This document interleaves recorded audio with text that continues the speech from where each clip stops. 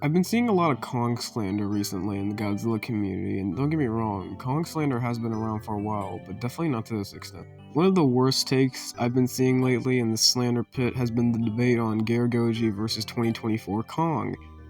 And there's a surprising amount of Godzilla fans saying Kong gets destroyed by Godzilla. Even some going so far to say as he gets beat miserably by EMP nerfed 2014, which is just wrong. Following the statements throughout all the films and novelizations, it's obvious that Kong demolishes, but just like the Jujutsu Kaisen fandom, most Godzilla fans are incapable of reading, having both a reading comprehension and illiteracy curse. But let's just not follow the statements and obvious power gap between Evolved and Nerfed 2014. Could 2014, aka Godzilla, beat Kong?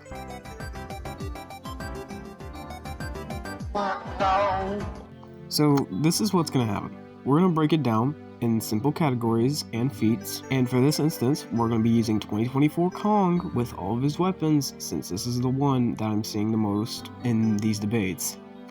Also, I'm going to be saying Godzilla a lot in this video, and for those of you who don't know, Godzilla is the fan-made name given to 2014 Godzilla. The same way 1954 is sometimes referred to as Shodai Goji. Since apparently everyone thinks Godzilla is stronger than Kong, we'll start with him. Godzilla's best strength feat is tossing around the female Muto. Yes, that's his literal best strength feat. Besides using his jaw to throw around the male Muto, that's it. Now, let me explain these feats a little more in depth because the feats themselves aren't bad, they just pale in comparison to Kong. Now, the male Muto weighs roughly around 15,000 to 30,000 tons, give or take, and Godzilla was able to swing him around using just his mouth. Problem is with this feat is at the bare minimum, Kong weighs 50,000 tons at the lowest.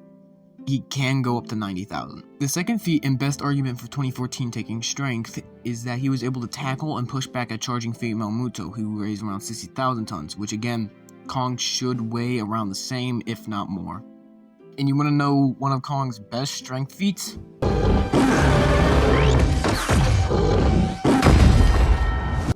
He just knocks out Evolved Godzilla. No, he did not stun him, and no, I'm not joking. He was laid flatter than a depressing pancake on a random Thursday, and he didn't obviously get up for a long time since we see a cut to them at the portal with Godzilla still incapacitated. Just by that feat alone, Kong takes strength, because if he was able to knock out an evolved Godzilla who at the bare minimum upscales supercharged, and supercharged having much more radiation than Godzilla, it would just... You are my sunshine. And not even including how much radiation he has absorbed throughout the rest of the films and comics after 2014, Godzilla just has much less radiation, which is depicted by his weak atomic breath. And it's important to note Godzilla does become more durable as he absorbs more radiation, so if Kong was able to knock out an evolved Godzilla, he has a good chance to just end the fight with a good punch of the Beast Glove.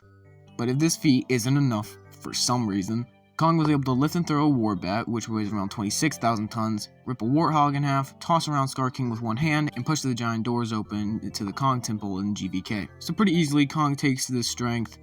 Even if we aren't using EMP nerfed Godzilla, Kong still easily takes this point. Now, speed is an obvious point for Kong, and if you think otherwise, I'm going to assume you either need a new pair of glasses the size of Saturn, or you have to go on a special bus when you were in elementary school. Or I'm just going to assume both. The most we've ever seen Godzilla 2014 do is trot. That's it. Now I'm going to compare these two clips, and I want you to take a very educated guess on who's going to take the point.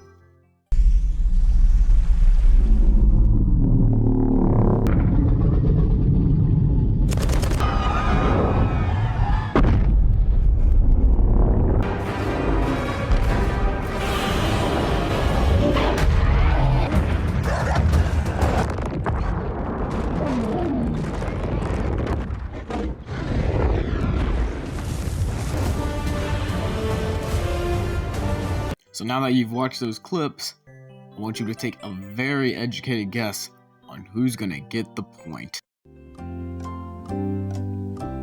It's Kong. Moving along. Hello everybody, Zoom invited me to be part of his video, so I'm here to tell you guys who takes the durability point. Durability is a point that can actually be debated between the two. Kong hasn't shown the best durability feats, being burned easily by 2021's Atomic Breath, getting easily chewed up by him, and not being able to withstand Shima's Frostbite Beam even with the axe. But in the final fight at GXK, Kong was able to use his Beast Glove to block Shima's Frostbite Breath for over a minute and a half. While Garagoji on the other hand is able to survive a bomb that was 1,000 times the power of the one that was dropped in Hiroshima, and was able to survive the asteroid that caused the Permian-Triassic extinction event. But this feat isn't really comparable to Garagoji, and is more comparable to the Godzilla we see at the beginning of GXK, just because of how much radiation was on the surface at the time. So although it's close, the point just barely goes to Garagoji, just simply because he's shown better feats of physical durability. Anyway, thanks for having me. Later. And I want to talk about violence against children. It is a big no-no. Get the fuck out! Now, I think intelligence is a category that is heavily misunderstood in these debates. It's not experience that makes intelligence. All because Godzilla has lived for hundreds of thousands of years does not mean he's more intelligent by default. Kong has shown numerous times to be able to communicate and reason with humans, use sign language, make tools and use them, and even set up traps. Overall, he's shown much better signs of intelligence than Godzilla has. Not to say that Godzilla is dumb. We've seen Godzilla communicate with Titans and was able to figure out how Kong's axe works and buff it so it can kill Mechagodzilla. But you could argue this is just from experience fighting the Kong species. So overall, intelligence goes to Kong pretty easily. Now, Kong has been shown to be very versatile and able to adapt to his surroundings very well, as shown in 2021 when fighting in the city and 2024 when fighting in Zero Gravity. He's also very good at being resourceful in combat, making weapons out of trees, boat propellers, children.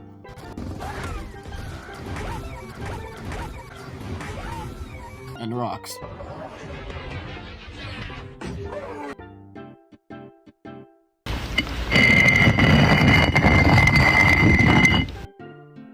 However, it is very important to note that Kong is still pretty young, while Garagoji on the other hand has spent thousands of years fighting kaiju and the Kong species with their own respective weapons. Garagoji has also just shown the ability to adapt in situations as well, so overall it is a tie, because although Godzilla has more experience and knowledge, Kong just does have better strategy and better resourcefulness. Now, at first, this point seems pretty obvious, but there's a few problems. Although Godzilla has a lot of abilities, they are all useless. The only useful one being the Atomic Breath, which has so many downsides in this fight. The first being that it takes so long to wind up, Kong can just him out of it. But let's just say Kong lets him get it off. He can just block it. Now, Kong has both the Beast Glove and Axe in this scenario, so not only is his striking strength maxed out, the Beast Glove can just block Shima's Frostbite Beam, which is a much more powerful beam attack, and his axe can also just absorb the very little radiation Godzilla outputs in it. So the point really just depends on if you classify tools as abilities, and if you do, Kong takes this point. And since it's my channel, we're going to do exactly that. Now on to experience, and this point isn't close, and it's probably the most obvious. Godzilla has lived hundreds of millions of years, and has spent those years fighting other kaiju, and has been in 2 Titan Wars. One of which being against the Kong species while they used weapons such as Kong's axe, and likely more. While Kong, although still being very young, has still fought a decent amount of kaiju such as Kamazots, Scar King, hundreds of thousands of Skullcrawlers, Ramarak, Tiamat, Warbats, a Drowned Viper, and Godzilla twice, which would in this fight be the third. But this time, he's fighting a much weaker Godzilla. This isn't to say Kong takes the point, Godzilla easily takes this, but Kong still has a good bit of battle experience despite being young.